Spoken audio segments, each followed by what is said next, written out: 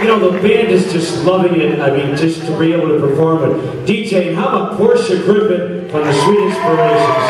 Thank you, Portia.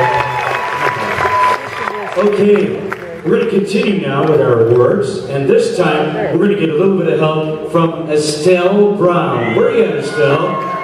Come on up here, Estelle. Don't be shy. Come on, don't be shy. Ladies and gentlemen, the original diva from the Sweet Inspirations, Estelle Brown. Come on, Estelle, don't be shy. How are you, sweetheart? Come over here by the microphone, Estelle. Now, Estelle is going to be in our Celebrity Forum tomorrow at 3. If you do not have tickets, you have to go there. I mean, it is history repeating itself here at the Hilton. Say a few words to everybody, Estelle. We started right here, on this stage, in 1969. We worked with Elvis until he made his departure. But that was all right, because we still love him, and we know you love him. Thank you for keeping his river going on.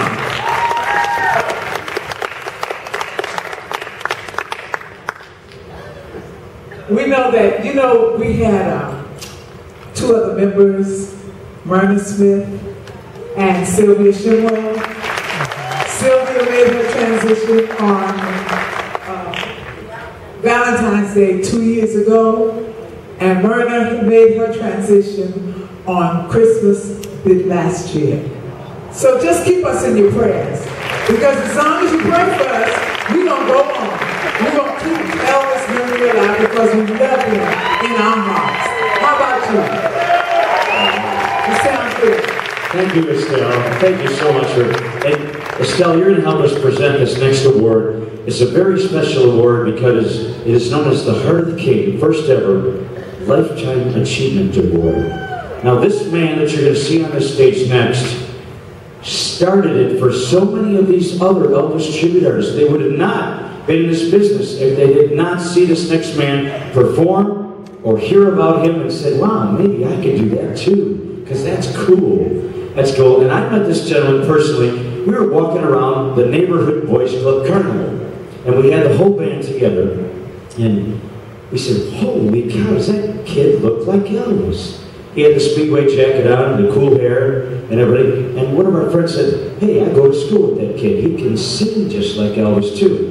I said, you're kidding. So we kind of surrounded him in the middle of this carnival, and we said, hey, we hear you can sing like Elvis. Well, you know, I tried a little bit here and there. And we said, well, go ahead and sing. He said, right here? So right out of an Elvis movie, he started singing right in the middle of this carnival. All the girls started coming around and everything. But this gentleman, this next gentleman, was performing while Elvis was alive. That's right. And the rumor had it, when we appeared in Memphis, that Elvis came to see the show. Now, he checked it out with a few of the guys, and they said Elvis did those kind of things. Now, the guy who came to the show had sunglasses and a turban around his head. And they said Elvis did that kind of thing a lot, so you never know. But anyway, it was probably... You think so? He did that kind of stuff? Yeah. Cool. You know what I was thinking on today? In order to make your life speak for you, you have to do something in your life. And that's why this young man is receiving this Lifetime Achievement Award, because he's done something with his life. What do you think? All right, I'm just going to tell you a couple more seconds about this guy. He has recorded so many originals. He can play multiple instruments, guitar, bass, sitar, piano, just drums, everything. He's such a talented individual. And he was on Broadway. He was the first Elvis tribute artist ever to grace the stage at Broadway at the world-renowned Palace Theater on Broadway. So, ladies and gentlemen, the hit song of that Broadway show was written by Doc Thomas, who also wrote Viva Las Vegas and Little Sister and all those other great songs for Elvis. And Rick Cicito actually put the arrangement together for the show because he was so musically inclined. Ladies and gentlemen, please welcome our Lifetime Recipient Award, Mr. Rick Cicito. Come on, Rick.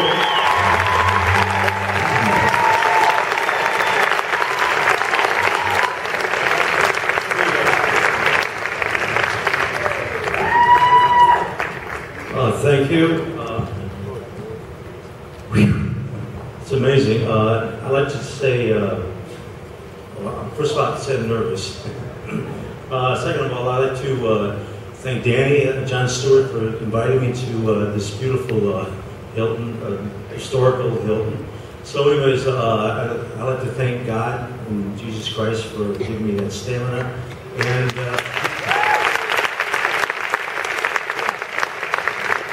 thank you folks also, so I hope everybody's having a good time. Sure, I'd like to do a few songs if you folks don't mind. Anyways, it's one of my favorite songs anyways. If you don't like it, oh well.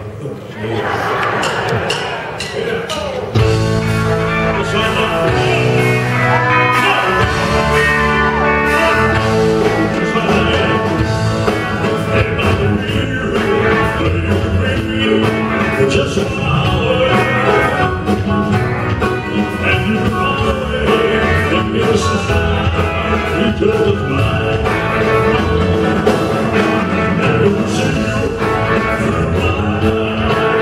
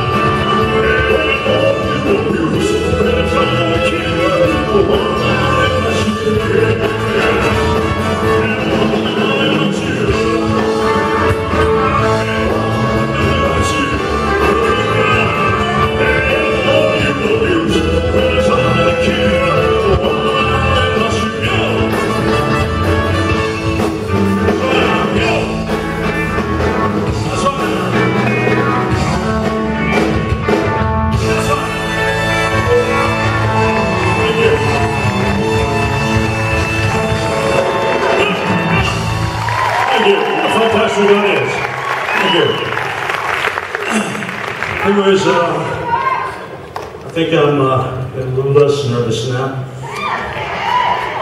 Back in the early 70s, there was a magazine, it was called People Magazine.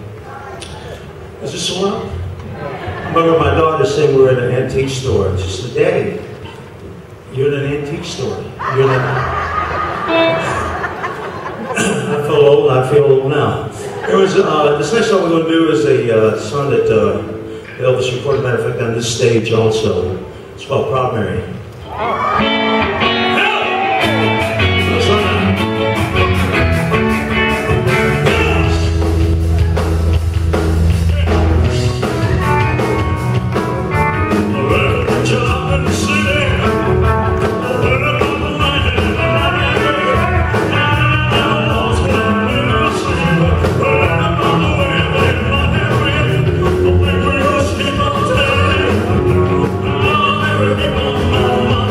I said,